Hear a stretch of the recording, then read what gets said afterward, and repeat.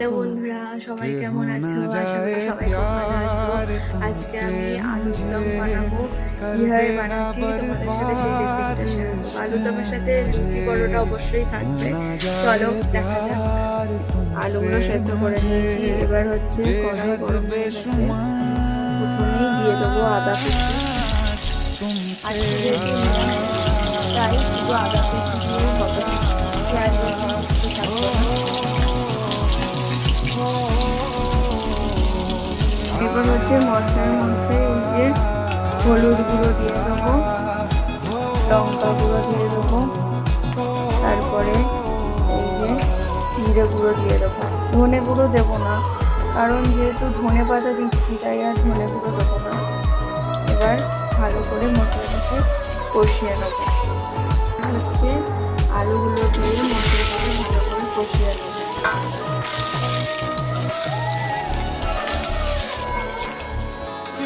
नजदीकियों में कैसा खुमार है, तेरी गुर्बत से मेरा दिल क्यों बेकरार है, क्यों ये मिटती नहीं है, कैसी ये प्यास है, जितना मैं दूर চিড়েছি जाऊं কাঁচা उतनी লঙ্কা ही চেরাগুলো तू দিয়ে দেবো। पास है। কাঁচা লঙ্কা ঝোলের মধ্যে तुझे আরেকটু कह টেস্ট दूं বাড়িয়ে দেবে, या লঙ্কাটা ভালো করে रहने মিশিয়ে দিই। दूंगा,